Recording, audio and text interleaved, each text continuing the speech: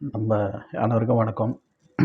நம்ம ஒரு பேயாட்சியை போன 5 ஆண்டுகளாக விரட்டி அடிக்கணும் அப்படின்னு நினச்சோம்.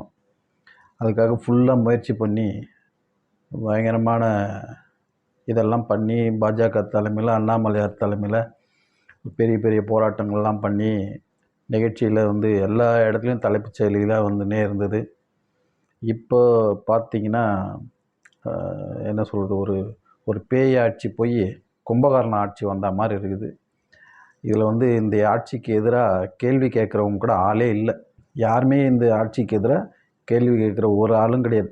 எல்லாரும் தனக்கு எதனா கிடைக்குமா, நம்மளுக்கு எதனா இவங்க அந்த ஆட்சி மூலமாக எல்லோரும் ஏதோ தானே வந்துட்டாங்க. எப்படி ஓட்டு போட்டவங்களுக்கும் புரியல, நம்ம ஏன் ஜெயிச்சோன்னா நமக்கும் புரியல. அப்படி இருக்குது. கிணத்து மேலே கல் விழுந்த மாதிரி ஒரு எதுவும் முன்னேற்றத்தில் அடுத்த ஸ்டெப்புக்கு போகிறதுல எந்த ஒரு முயற்சியும் இல்லை. கிட்டத்தட்ட இந்த ஆட்சி அமைஞ்சதுலேருந்து முதல் தடியாக வெள்ளை அறிக்கை அறிவித்தாங்க. அது பார்த்திங்கன்னா அதை பற்றி எந்த கட்சியுமே எந்த கேள்வியுமே கேட்கல. இவங்க வெள்ளை அறிக்கையை கொடுத்ததை ஒரு நியூஸில் எங்கேயுமே ஒரு பெரியசாகவே எடுத்துக்கவே இல்லை.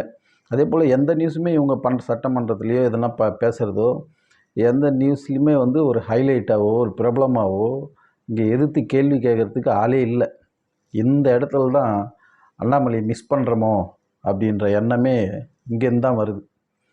எல்லா இடத்துலையும் எது நடந்தாலும் சரி, அடுத்து ப்ரெஸ் மீட்டில் கொடுத்து எல்லாத்தையும் அக்கு வேறு ஆணி வேறு எல்லாத்தையும் கழட்டி மாட்டி எல்லாத்தையும் ப்ரேட் எடுத்துருவார் தலைவர். இப்போ அந்த இடத்த நிரப்பத்து இப்போ எல்லோரும் நம்மளுக்கு அவர் தனி கட்சி ஆரம்பித்தார், துரோகி, அது இது நம்ம ஆளுங்களே சொல்கிறதெல்லாம் கேள்விப்பட்டிருக்கோம்.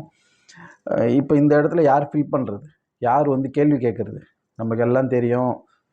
நம்ம அண்ணாமலை போயிட்டார், நம்ம தான் ராஜா. சரி, வேறு எந்த கட்சியிலையாவது ஆள் இருக்காங்களா? அவங்களும் இல்லை.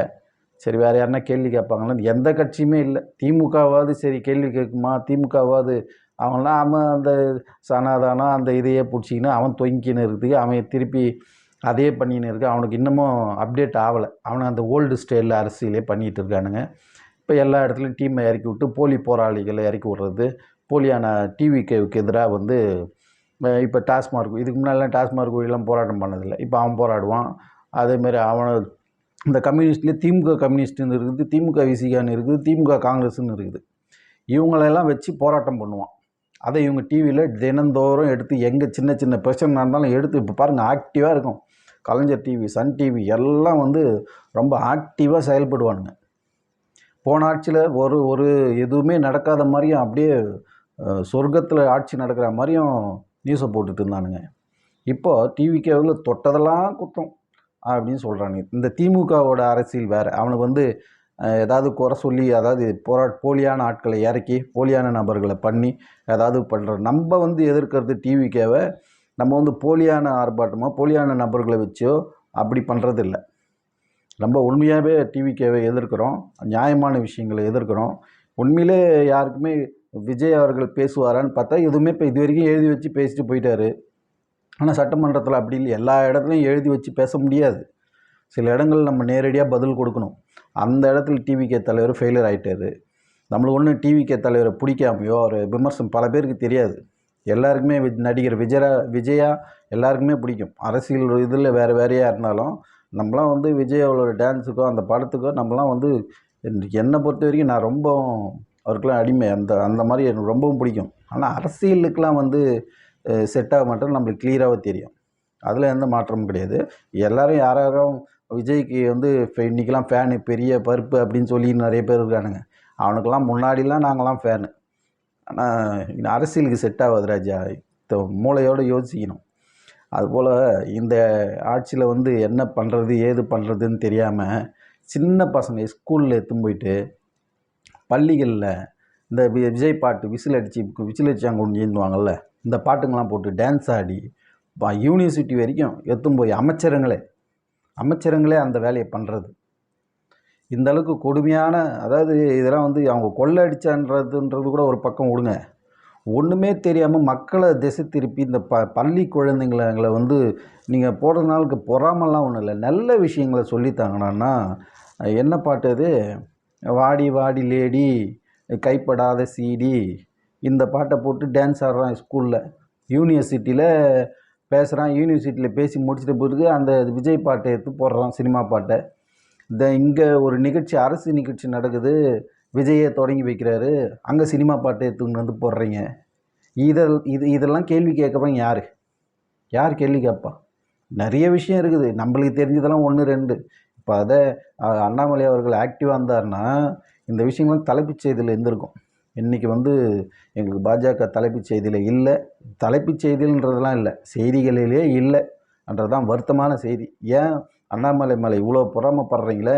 நீங்களாம் செயல்படுங்களேன், ஒருத்தராச்சும் கேள்வி கேளுங்களேன், ஏதாவது போராட்டம் பண்ணுங்களேன். போராட்டம் பண்ணால் அதுலேயும் போய் அது கரெக்டாக இருக்கிறது இல்லை. இப்போ எதுவுமே எல்லா கட்சியிலுமே பிரச்சனை இருக்குது.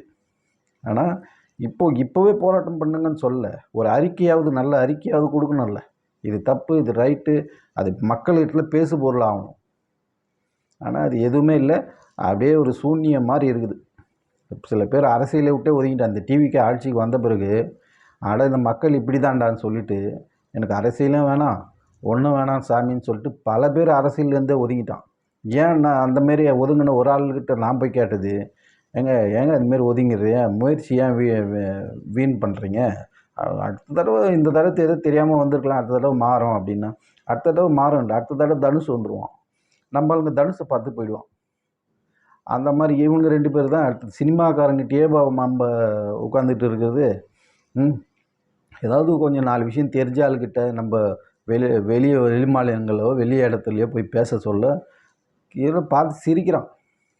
என்னடா இவங்கள போய் இவ்வளோ நாள் திமுககாரன் இவனுங்களாம் என்ன சொல்ல, தமிழ்நாடு எந்த மாநிலம் அந்த மாநிலம், அப்படி இது இந்த மண் அந்த மண், படித்தவர்கள் அதிகமாக உள்ள மண், அப்படி இப்படின்னு விட்டுருந்தாங்களா, அதெல்லாம் ஒன்றும் இல்லை ராஜா, எல்லா இடத்துலையும் இருக்கிற மாதிரி தான் இருக்கிறானுங்க அப்படின்ற மாதிரி இப்போ தெளிவாகுது. நம்மளுக்கு டிவிக்கே மேலே உண்மையிலேயே கோவம்லாம் ஒன்றும் இல்லை, அவங்களுக்கு திறமை இல்லைன்றது தான் நம்மளுடைய வருத்தமே தவிர, மிச்சபடி அவங்க அதாவது கொள்ளை அடிச்சிடுறான் தெரியுறான்னு சொல்லலாம். ஆனால் உண்மையிலே ஒரு விஷயம் பாராட்ட வேண்டிய ஒரு விஷயம் இருக்குடான்னா, சின்ன விஷயங்கள்லாம் இருக்குது. சில இடங்களில் லஞ்சமெல்லாம் கொடுக்காம சில வேலைகள் ஆட்டோமேட்டிக்காக ஆன்லைனில் நடந்துருது.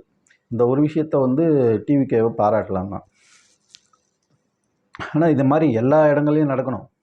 டாஸ்மார்க்கை ஒழிக்கணும். நீங்கள் இதெல்லாம் செஞ்சீங்கன்னா உண்மையிலே நல்லது. அதன் மேலே வர பாதிப்பு எவ்வளோ வந்தாலும் பார்த்துக்கலாம். அதிரடி அரசியல் அப்படி இல்லை. இங்கே திமுக டிவிக்கு வந்தால் அதிரடி அரசியல் மாற்றம் மக்கள் எதிர்பார்த்தாங்க. ஆனால் ஒன்றுமே இல்லை, அதே திமுக ஆட்சி தான் இப்போவும் நடக்குதுன்றது தான் உண்மை. எந்த மாற்றமும் நடக்கவே இல்லை. அதுதான் எல்லோருடைய வருத்தமும். இங்கே பார்க்கணும், இதை யாராவது கேள்வி கேட்பாங்களான்னு பார்த்தா யாருமே கேள்வி கேட்குறதில்ல. அதுதான் நம்மளுடைய வருத்தம். எந்த கட்சியும் இங்கே அவங்க கட்சி வேலையை பார்க்குறதுக்கே சரியாக இருக்குதே தவிர, இந்த ஆட்சியில் இதை எதிர்த்து போராடுறதுக்கோ எதிர்த்து கேள்வி கேட்குறதுக்கோ இங்கே யாருமே இல்லை. அதுக்கு தேவைப்படுவார், எப்போ வருவாரோ தெரியல தலைவர். அவருக்காக தான் தமிழ்நாடே வெயிட் பண்ணுது. பார்ப்போம். நன்றி, வணக்கம்.